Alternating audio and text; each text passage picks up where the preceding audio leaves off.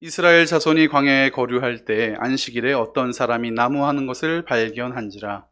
그 나무하는 자를 발견한 자들이 그를 모세와 아론과 온 회중 앞으로 끌어왔으나 어떻게 처치할는지 지시하심을 받지 못한 고로 가두었더니 여호와께서 모세에게 이르시되 그 사람을 반드시 죽일지니 온 회중이 진영 밖에서 돌로 그를 칠지니라. 온 회중이 곧 그를 진영 밖으로 끌어내고 돌로 그를 쳐 죽여서 여호와께서 모세에게 명령하신 대로 하니라. 여호와께서 모세에게 말씀하여 이르시되 이스라엘 자손에게 명령하여 대대로 그들의 옷단 귀에 술을 만들고 청색끈을 그 귀의 술에 더하라. 이 술은 너희가 보고 여호와의 모든 계명을 기억하여 준행하고 너희를 방종하게 하는 자신의 마음과 눈의 욕심을 따라 음행하지 않게 하기 위함이라. 그리하여 너희가 내 모든 계명을 기억하고 행하면 너희의 하나님 앞에 거룩하리라. 나는 여호와 너희 하나님이라. 나는 너희의 하나님이 되려고 너희를 애굽 땅에서 인도해 내었느니라. 나는 여호와 너희의 하나님이니라. 아멘. 너무하다 싶을 때가 있습니다. 저도 아이를 키우는데요. 가끔 제가 생각해도 너무하게 대할 때가 있어요. 심한 거죠. 그 벌이나 어떤 처분에 대해서 너무 심하게 대할 때가 있습니다. 그런데 왜일까? 제가 곰곰이 생각해 봅니다. 만약에 옆집 아이가 지나가다가 물을 팍 밟아서 제 바지를 적셨다면 저는 그냥 툭툭 털고 말았을 것 같아요. 근데 저희 아이가 지나가다가 물을 튀겨서 옆집 아저씨의 바지를 적시면 제 바지도 아닌데 옆집 아저씨 바지잖아요. 근데 저는 좀 심하게 대할 것 같습니다. 제가 머릿속에 떠나지 않는 지금 단어가 하나 있어요. 지난주에 제 아들이 이 중등부 노트북을 반납하려고 교육자실에 들어왔는데 전도사님 한 분이 이렇게 말씀하셨어요. 얼마나 좋아요? 태연아, 넌 친구가 참 많겠어. 이렇게 얘기를 하셨어요. 근데 사실 저희 아이 고민이 친구가 없는 거거든요. 그래서 제가 그거를 변호한다시고 이렇게 말을 했어요. 아니에요. 태연이 왕따예요. 말을 가만히 해놓고 나니까 아이 길을 세워주지 못할 망정 저희 아이를 왕따로 만들어 버린 겁니다.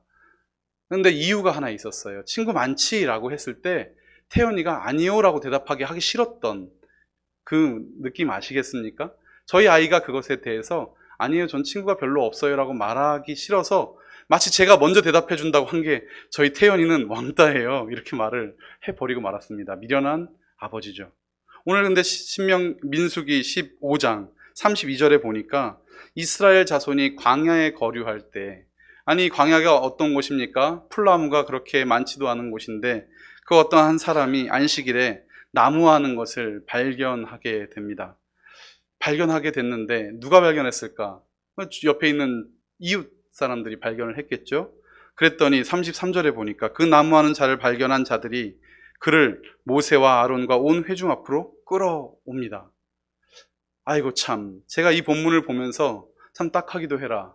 나무를 얼마나 했다고, 우리 집 나무를, 우리 집에 기둥을 팬 것도 아닐 테고, 광야에 무슨 살림이 우거져서 한 짐 저은 것도 아닐 테고, 나무 얼마나 했는지 모르겠지만 하여간 그 옆집 사람들이 이 사람을 끌어옵니다. 처분이 너무 강하지 않았습니까? 누구 앞으로요?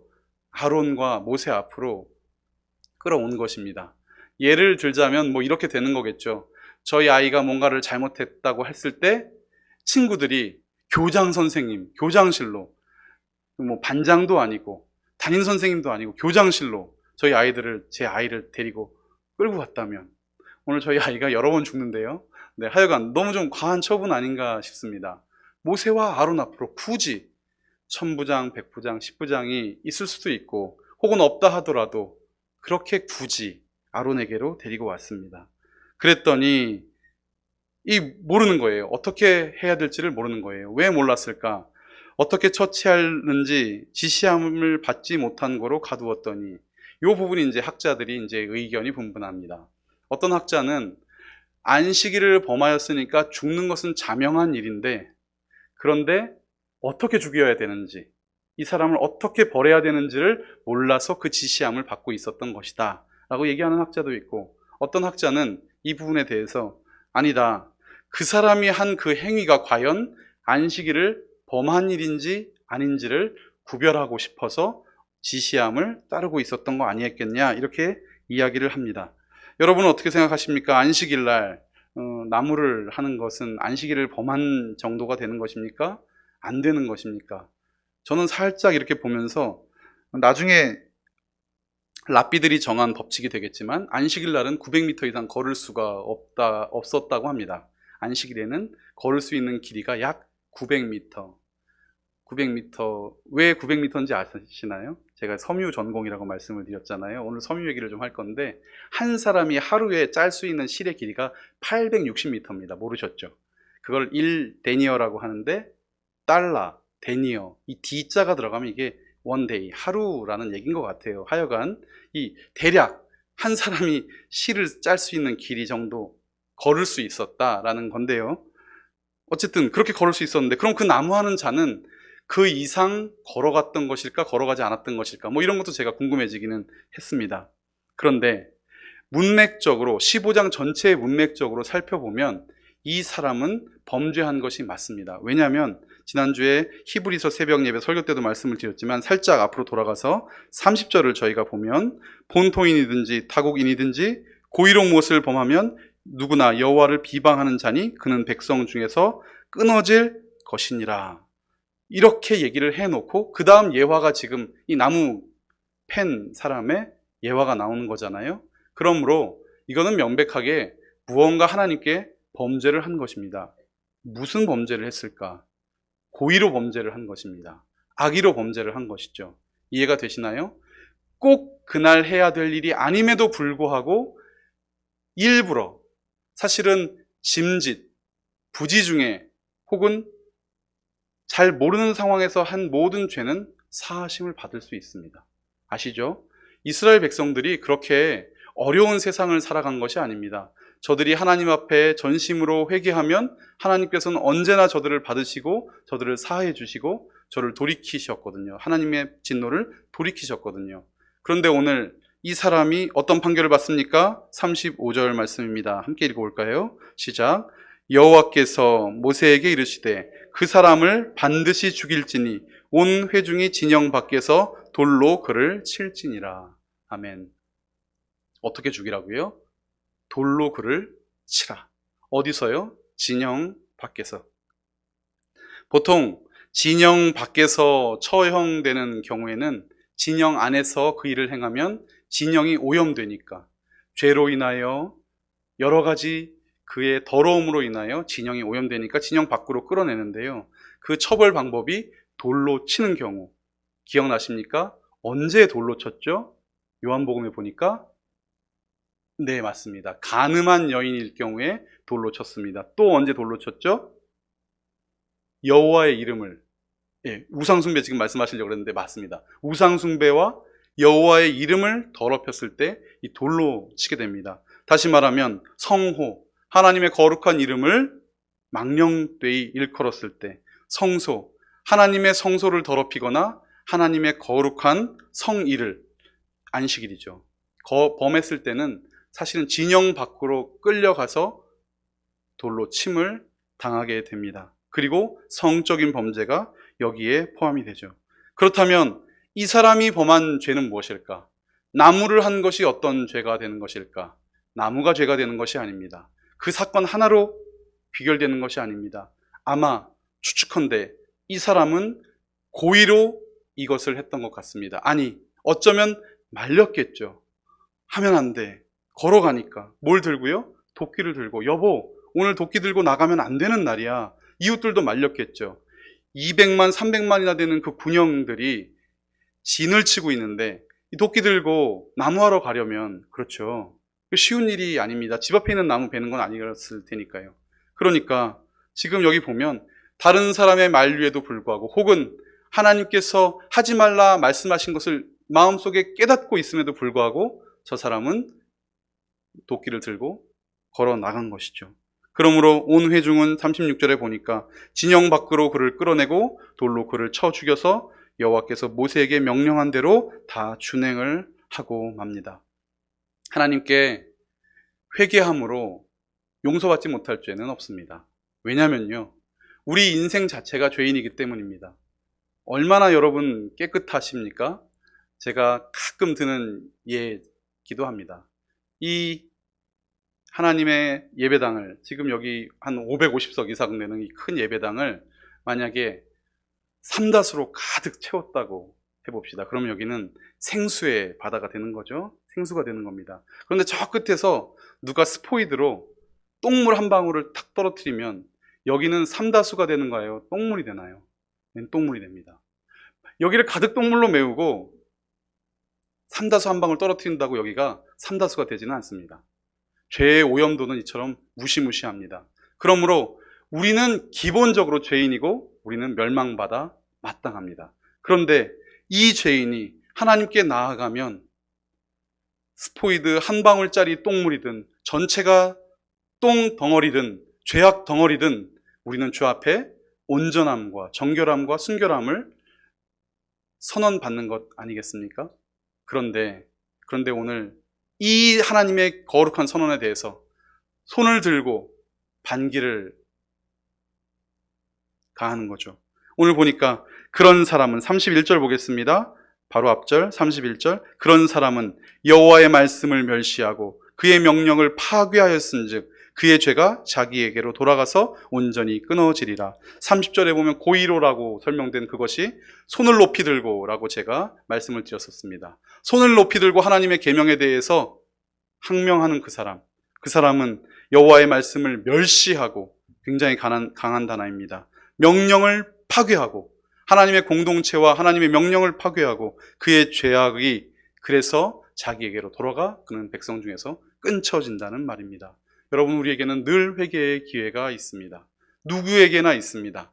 다윗에게서도 있었습니다. 그 파렴치한 범죄를 저지른 후에도 다윗에게서도 그 회개의 기회는 있었습니다. 그러나 아무리 작은 죄라도 이것은 괜찮아, 내가 주 앞에 이것은 괜찮아, 내가 이것은 옳아 라고 생각하는 내 옳음을 드러낼 때 우리는 하나님 앞에 경고를 받지 않을 수가 없는 것입니다. 이전 교회에서요, 제가 기억을 지울 수 없는 일이 하나 있습니다.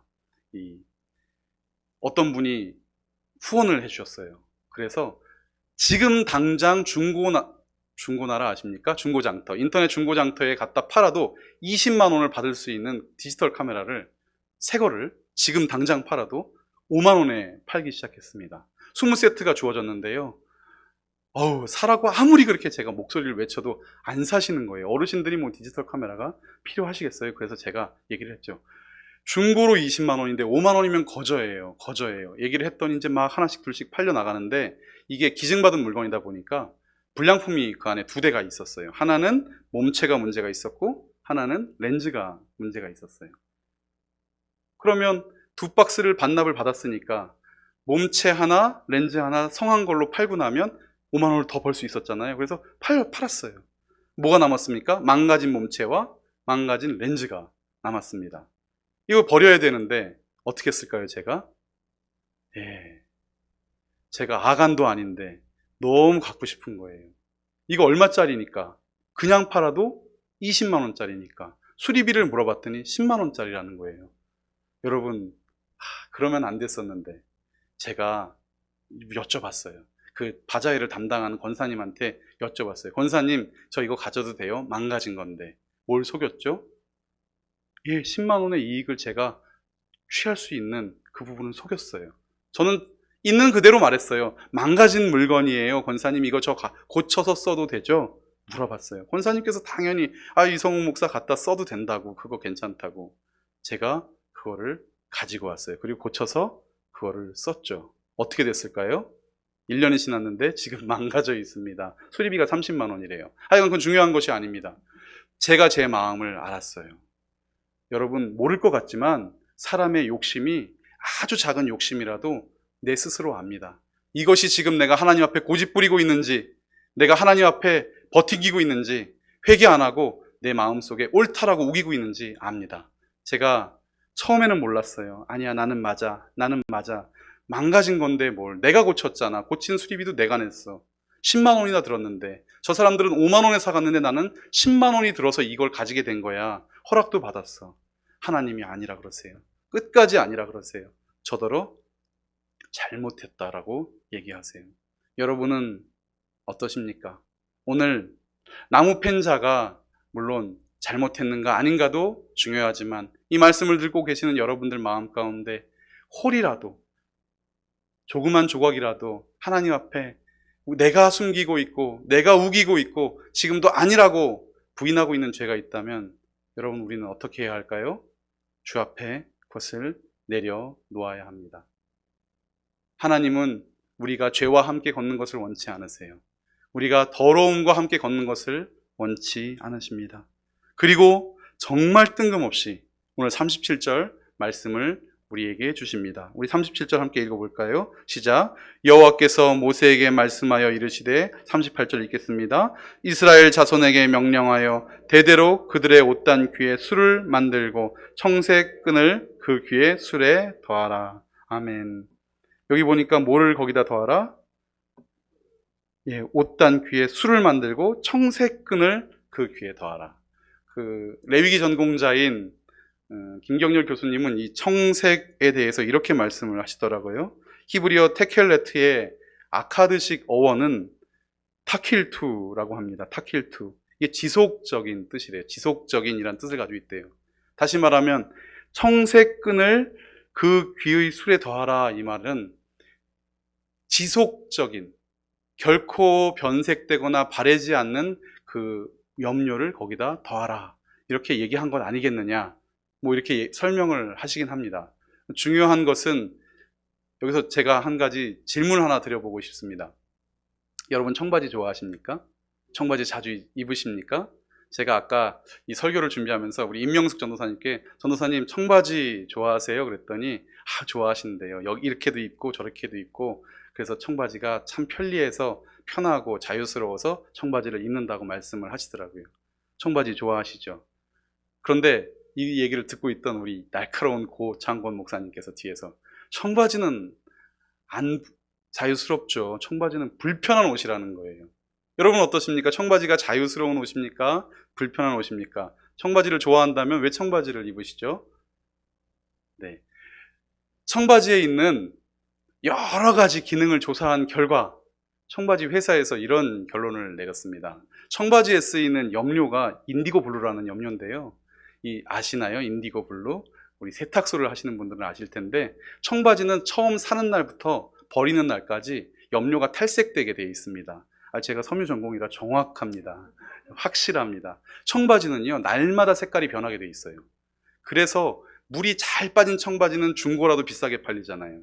청바지는 사는 날부터 버리는 날까지 색깔이 변화된대요. 사람이 그 유혹을 버리지 못해서 청바지를, 그 뻣뻣한 청바지를 입고 다닌다고 그 회사가 결론을 내렸다고 합니다.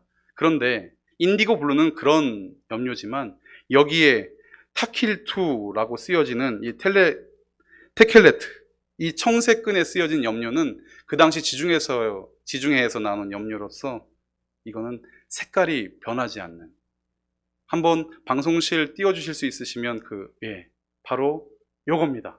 이스라엘 사람들이 옷에 이 테두리에 달고 다니는 저 청색끈, 술에 단 청색끈이 이렇게 되어 있습니다. 이걸 어디에 단다고요? 자기 옷에다 달고 다닙니다. 몇 년을 입어도 이 청색이 바래지 않습니다. 아무리 빨아도 변하지 않습니다. 그러므로 이 변치 않는 청색끈이 저들의 옷에 놓여 있을 때 저들은 무엇을 기억하게 되죠? 하나님의 말씀을 기억하게 됩니다. 39절 함께 읽어보겠습니다. 시작. 이 술은 너희가 보고 여호와의 모든 계명을 기억하여 준행하고 너희를 방종하게 하는 자신의 마음과 눈의 욕심을 따라 음행하지 않게 하기 위함이라. 아멘.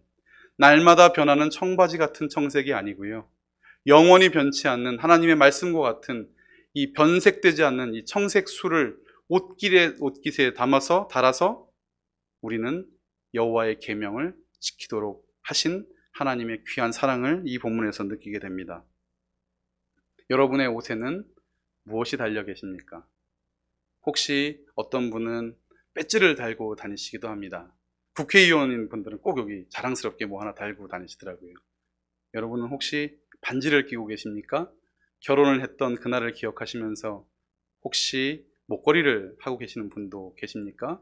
다 기억과 우리의 추억을 위함이죠. 그런데 오늘 여러분 하나님의 명령을 지키기 위해서 여러분의 삶과 여러분의 옷깃에 무엇인가 달려 있어야 하는데 그것이 무엇인가 궁금하기도 하고 여쭙고도 싶습니다. 때로는 하나님께서 오늘 설교의 제목처럼 우리 인생 가운데 상처를 남기기도 하시는 것 같습니다. 제 손에는 상처가 하나 있습니다. 여기에 보면 우산살에 찢겨서 살이 거칠어진 상처가 하나 있습니다. 결혼하기 전에 난 상처인데요. 직장을 구하지 못해가지고 야간에 우유 배달을 하면서 눈물 흘리다가 그 눈물 속에서 이 우산살에 찢겨가지고 여기 상처가 하나 났습니다. 이걸 이렇게 만질 때마다 저는 그 새벽 2시에 우유 배달하던 그 순간이 아직도 떠오릅니다. 직장을 구하지 못하고 형편은 어려운데 도움이 되지 못하는 아들의 모습을 바라보며 답답해 하시는 엄마에 대한 죄송함 속에서 저는 이 상처를 만지면 그날 그 새벽 그 셔터를 열고 우유를 꺼내던 그 장면이 아직도 기억이 납니다. 여러분의 삶에는 혹시 어떤 상처나 어떤 옷깃에 술이 달려 있으십니까? 그것이 상처로만 남아 있습니까? 하나님의 사랑의 흔적으로 변화되어 있습니까? 저는 오늘 말씀을 마지막으로 마치기 전에 이 부분을 좀 더 여러분과 나누고 싶습니다. 저는요, 하나님께 기도한 것이 있었습니다. 하나님, 돈 때문에 기도하는 우리 집 되지 않게 해주세요. 다른 건 다 좋은데 돈 때문에 기도하는 건 너무 싫어요. 우리 집은 재정이 좀 넉넉하진 않아도 적당했으면 좋겠습니다. 그런데 어느 날 제가 좀 잘하고 보니까, 그리고 목사가 된 후에 이렇게 신방을 다니면서 보니까 돈도 문제지만 이 건강이 참 문제더라고요. 하나님, 돈 때문에 기도하는 것도 싫지만 건강 때문에 기도하는 건 이거 너무 마음이 아픕니다. 하나님, 제발 우리 성도님들 아프지 않으시고 염려 없으면 안 되겠습니까? 이렇게 제가 기도를 하던 중에 어느 날 이렇게 창밖을 바라보는데 나뭇가지가 살랑살랑 나뭇가지에 나뭇잎이 하나 살랑살랑 달려있는 거예요. 마지막 잎새라는 소설이 갑자기 생각이 나면서 하나님은 왜 우리 인생을 사랑하고 축복하신다고 하시면서 여름 내내 키워놓은, 여름 내내 물을 빨아 올려서 풍성하게 가지에다가 달아놓은 저 잎을 하필 가을이라는 계절을 주시고 겨울을 주셔서 다 떨어뜨리셔야 직성이 풀리시나요? 하나님, 저 가지 붙은 나뭇잎 안 떨어지면 안 돼요? 하나님, 저거 너무너무 소중한데 내가 열심히 고생해서 저거 열심히 달아놨는데 왜 찬바람 불고 단풍잎은 좋지만 결국 다 낙엽으로 떨어지게 하세요? 하나님, 제가 정말 이해가 되지 않습니다. 이렇게 말을 했는데요. 갑자기 중학교 때 배운 과학 시간이 생각이 나는 거예요. 그 잎이 떨어져야, 땅에 쌓여야 땅이 보습이 된단다. 그래야 그 나무가 겨울에 비가 안 와도 물이 없어도 살 수 있는 거야. 저한테 갑자기 그런 마음을 주시는 거예요. 하나님 정말이에요?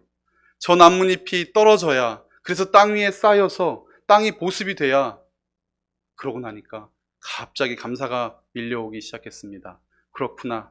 내가 잡고 있으면 죽는데 내가 이 손을 놓으면 하나님이 살게 하셨구나. 움켜쥐면 내 것이고 기분 좋았는데 내가 죽는 거고, 내가 이 손을 놓아서 내 것을 버리면 하나님께서 내 인생을 살게 하셨구나. 너무 감사한 거예요. 그런데 조금 있다가 또 질문이 다가왔습니다. 그러면 겨울을 안 주시면 되잖아요. 하나님, 저 겨울을 안 주시면 되잖아요. 여름만 지나가게 하면, 그러면 나뭇잎을 떨어뜨릴 필요도 없는데 왜 여름 주세요? 그랬더니 갑자기 하나님께서 또 중학교 때 배운 상식 하나를 제 머릿속에 주셨어요. 얘야, 나이테가 생겨야 돼. 비바람에 나무가 견디려면 굳은 부분이 생겨야 하는데 겨울을 지나지 않으면 나무가 물러서 비바람에 꺾여버려. 그렇기 때문에 겨울을 지내는 거야. 겨울도 은혜였던 것입니다. 제가 풍성하게 맺혀놓고 일구어 놓은 제 삶의 모든 나뭇잎도 그것을 떨어뜨리기 원하시는 하나님 앞에서는 저는 고개를 숙였어야 했고, 겨울을 주시는 하나님, 그 하나님에게도 저는 고개를 숙였어야 했습니다. 그러면 하나님, 비바람 없는 여름을 주시면 안 되나요? 보슬보슬 내리는 비 속에서 그냥 여름만 여름만. 그러면 저는 안 될까요? 마지막으로 하나님께 몸부림쳐 봤습니다. 그랬더니 말씀해 주셨어요. 상처가 있어야 네가 나를 본단다. 말씀해 주시더라고요. 만약에 매일 보슬보슬 물만 내리는, 비만 내리는 여름만 지나간다면 너는 결코 나를 바라지도 원하지도 잘하려고 노력하지도 않을 거야. 말씀하시더라고요. 저는 인생 가운데 수많은 아픔과 상처들이 있다고 생각을 합니다. 어쩌면 어린 나이에 여러분들보다 더 작고 작은 상처와 아픔일지도 모르겠습니다. 더 큰 상처를 가지신 분이 여기 계십니까? 더 큰 아픔이 계신 분들이 여기 계십니까? 그러나 하나님은 오늘 방종할까봐, 우리가 방종할까봐 옷깃에 술을 달기를 원하십니다. 39절이 너무너무 귀한 말씀이더라고요. 여기 보면 이 술은 너희가 보고 여호와의 모든 계명을 기억하여 준행하고 너희를 방종하게 하는, 이 방종하게 하다는 이 단어가요, 민수기에서는요 다 정탐하다로 쓰였어요. 그런데 여기서만 방종하게 하는, 이렇게 쓰인 거예요. 방종하게 하는, 자신의 마음과 눈의 욕심을 따라 음행하지 않게 하기 위해서. 이 사건, 어떤 사건이 보이시죠? 민수기에 분명히 기록된 열 정탐꾼이 돌아와서 뭐라고 말했죠? 저 땅은 우리를 삼키는 땅이라. 너무너무 좋지만 우리는 저들의 밥밖 메뚜기처럼 보인다. 저들의 밥이 될 것이다. 여러분, 그 사건을 기억하게 하는 구절입니다. 저들이 입술로 무엇을 말했죠? 하나님의 인도하심과 하나님의 거룩하심을 저들이 고백하지 못하고 하나님의 약속을 잊어버린 채 저들이 자신의 눈과 자신의 마음에 따라 행했던 그 사건, 그리고 여기 보니까 음행하지 않게 하기 위해서, 무엇이죠? 여기 음행하지 않기 위해서라는 구절을 조금 더 자세히 해석하면 창기처럼 너희들이 팔려가지 않도록, 죄에 대해서 창기처럼 너희들이 팔려가지 않도록 하나님이 우리에게 무엇을 주셨다고요? 옷깃에 술을 달 것을 명령하셨다는 것입니다. 이것은 현대에 저희가 달고 있지는 않지만 예수 그리스도의 십자가로 대변될 수 있습니다. 하나님도 우리에게 하나님을 드러내시기 위해서 채찍이라는, 십자가라는 기억을 우리에게 남겨주셨습니다. 그렇다면 우리는 오늘 방종하지 않기 위하여 우리가 자신의 마음과 눈의 욕심을 따라 음행하지 않기 위하여 오늘 우리의 삶에 주신 옷깃의 술과 청색실을 따라 하나님을 기억해야 될 것 같습니다. 41절 함께 읽어보겠습니다. 시작. 나는 여호와 너희의 하나님이라. 나는 너희의 하나님이 되려고 너희를 애굽 땅에서 인도해 내었느니라. 나는 여호와 너희의 하나님이라. 저는 이 구절이 너무 좋습니다. 하나님은 명령하시는 분이시고 하나님은 늘 우리의 지도자가 되시고 그리고 우리의 왕이 되어주시지만 오늘 이 구절은요, 어머니 같으신 구절 같아 보여서 그렇습니다. 내가 네 하나님이야. 내가 네 하나님이 되어줄게. 그래서 너의 하나님이 되어주고 싶어서 너를 애굽 땅에서 구해내었어. 나는 네 하나님이라니까 내가 너의 하나님이야. 마치 애걸하는 어머니의 심정으로, 그리고 어떻게 하든 우리의 구원을 위해서 하나님이 되어주시려고 오늘 말씀해 가시는 이 구절은 저에게는 너무나 은혜롭습니다. 여러분들은 이 구절이 어떻게 읽히십니까? 오늘 저는 하나님의 그 깊은 사랑 속에 이 구절을 읽어갑니다. 나는 여호와 너의 하나님이라. 나는 너의 하나님이 되려고, 어떤 신이 하나님이 되려고 자신의 처지와 자신의 형편을 고려하지 않고 십자가를 지고 이 땅 가운데 내려오시겠습니까? 너희를 애굽 땅에서 인도해 내었느니라. 하나님께서 우리를 이렇게 저렇게 하심이 무엇입니까? 하나님이 되어주시려고. 그냥 가만히 계셔도 하나님이신데 우리가 주를 하나님으로 인정케 하기 위해서, 우리가 주님만을 바라보게 하기 위해서 하나님은 이렇게 하시는 것입니다. 나는 여호와 너희의 하나님이니라. 민수기 15장 41절은 모세 오경 전체를 아우르는 진술과도 같습니다. 하나님께서 여러분의 삶 속에서 어떤 일을 하시던 그것은 여러분의 어떠함을 위함이 아니고 하나님이 여러분의 하나님이심을 드러내고자 하심인 것 같습니다. 아프십니까? 하나님이 여러분의 하나님이 되시려고 그 아픔을 주실 줄 믿습니다. 혹은 행복하십니까? 그 행복조차 하나님은 하나님이 우리의 하나님이심을 알게 하시려고 주신 것일 줄 믿습니다. 오늘 부족하십니까? 하나님 앞으로 나아가시기 바랍니다. 오늘 넉넉하십니까? 주의 명령을 따라 나누시기를 바랍니다. 오늘 혹 주 앞에 필요한 것이 있으십니까? 간절히 주 앞에 우리의 마음을 다하여 기도할 때 주는 우리의 하나님이 되어주시고, 그래서 우리가 구하지 않은 것도 우리가 먼저 하나님의 나라와 의의를 구할 때 이 모든 것을 다 더하고 주시는 주의 은혜가 우리 삶 가운데 넘칠 줄을 믿습니다. 영원할 것 같은 삶의 피멍이 여러분의 몸에, 마음에 들어 있으십니까? 그 피멍이 파란 청색 술이 되어서 여러분의 인생을 주님 앞으로 온전케 하는 그런 피멍, 상처, 그리고 증거의 흔적이 되기를 주의 이름으로 축원합니다. 이 시간 찬양한 후에 함께 기도하도록 하겠습니다.